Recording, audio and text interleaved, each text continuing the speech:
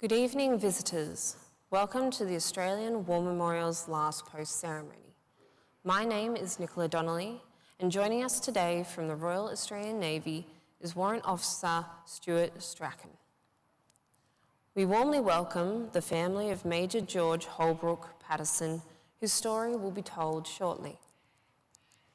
We warmly welcome Mr. George Salom, President of the World Lebanese Cultural Union, ACT Canberra branch, and Miss Antoinette Saloom and their accompanying delegation.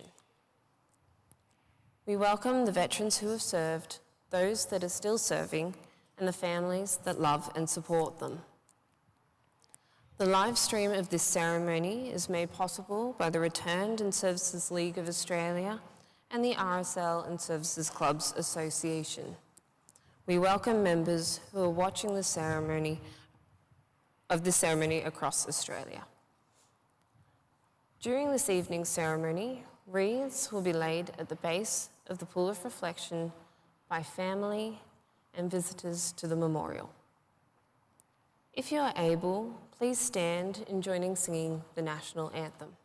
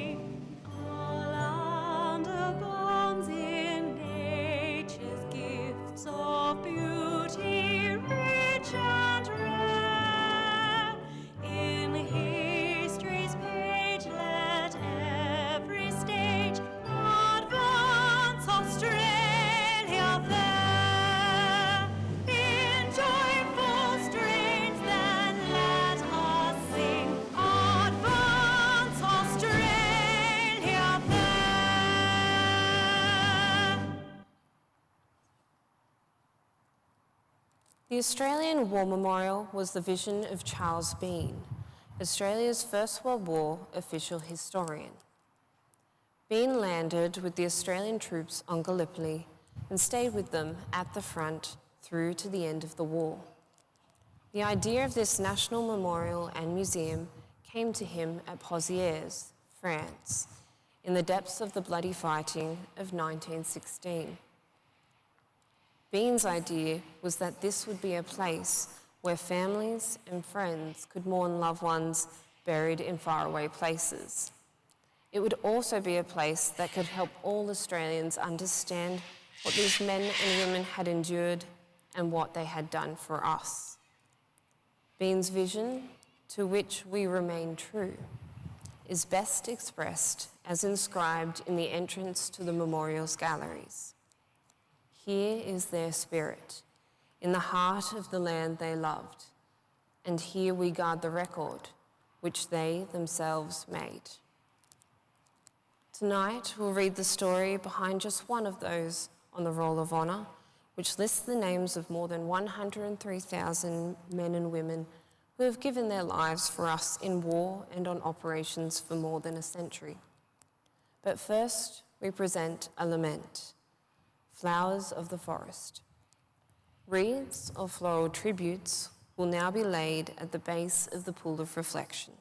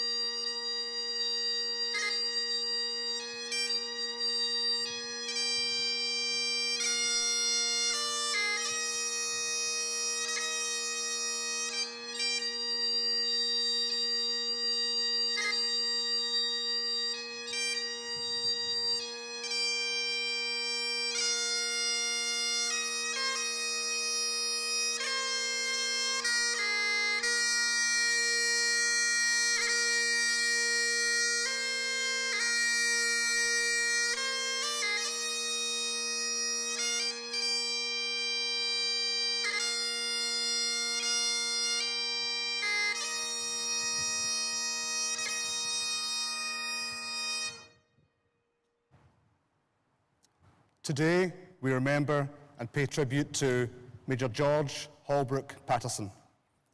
George Patterson was born on the 2nd of November, 1888, in the Victorian seaside city of Geelong.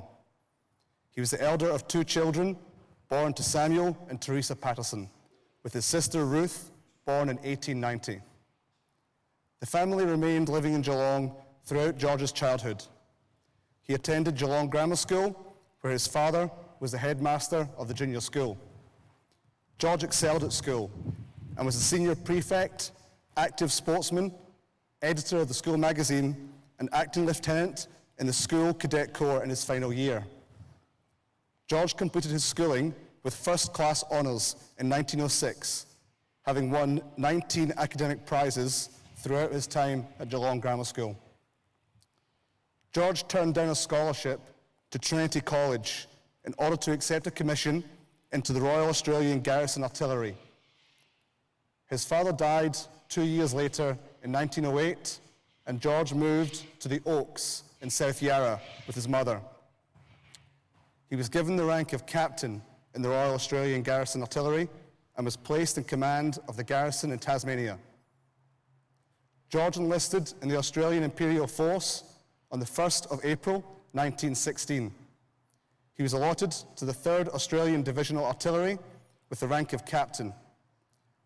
He departed Melbourne in HMAT Medic on the 20th of May, 1916, bound for England. George arrived in Plymouth after an uneventful sea voyage and spent the next 5 months training at Lark Hill in southern England. He proceeded overseas to France on the 29th of December, 1916, and moved with the artillery to the northern French town of Strazela. On the 21st of January, 1917, George was temporarily promoted to the rank of Major and placed in command of the 107 Howitzer Battery as part of the 7th Field Artillery Brigade. The battery operated 12 4.5-inch howitzers and provided artillery support for the operation of Australian forces. The brigade remained based around Armentières in northern France until mid-March, when they moved to the village of Ploegster in southwestern Belgium. Over the following weeks, the brigade's positions were frequently subjected to heavy enemy shelling, and so were the forward Australian lines. In early April, George's promotion to Major was made permanent, and he continued to command the 107 Howitzer Battery. On the 14th of April, George Patterson was with his battery, registering locations of enemy targets for the guns when their exposed position became known to the enemy. Despite increased enemy shelling, George refused to leave his position until he had registered the locations and details of enemy positions. Just as he was preparing to evacuate the position, an enemy shell burst beside him. Major George Patterson died a few minutes later. He was 28 years old. Following George's death, his mother received letters of condolence from Brigadier General H.W. Grimwade, commander of the 3rd Australian Divisional Artillery, and Lieutenant Colonel H.D.K. McCartney of the 7th Field Artillery Brigade. McCartney, a friend and schoolmate of George's, wrote, "I can assure you that he was a loss to me as a friend and a very decided and deep loss to the unit to which he belonged. He showed extraordinary energy and I fear excessive boldness and fearlessness in the face of danger. He never shrank from the performance of any duty." Grimwade recalled that George had set a splendid example of loyalty and devotion to duty to all those around him as well as those under him. He had achieved for his battery a splendid reputation, and his men were all devoted to him. He will be sorely missed by the whole of his brigade, and his replacement will be a difficulty. He did his work in a high-spirited manner, perfectly regardless of personal dangers, but he was not careless, and his death can only be attributed to the misfortune of war. George Patterson's remains were buried by the Reverend Henry Morshead of the 3rd Australian Division at Hyde Park Corner, Royal Berkshire Cemetery in Ploegster in Belgium.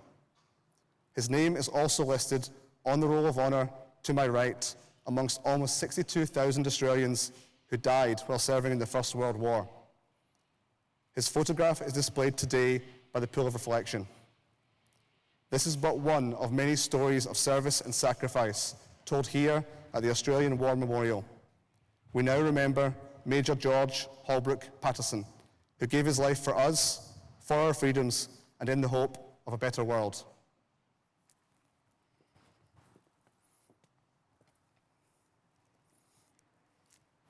Please stand for the reading of the Ode and the sounding of the last post. They shall grow not old, as we that are left grow old. Age shall not weary them, nor the years condemn. At the going down of the sun, and in the morning, we will remember them. We will remember them.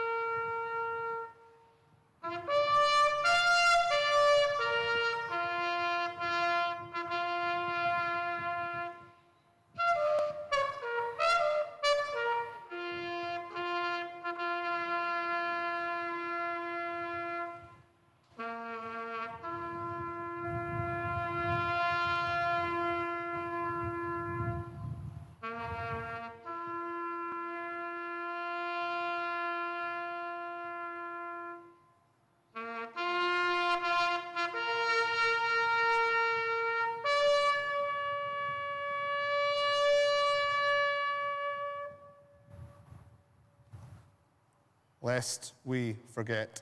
Lest we forget.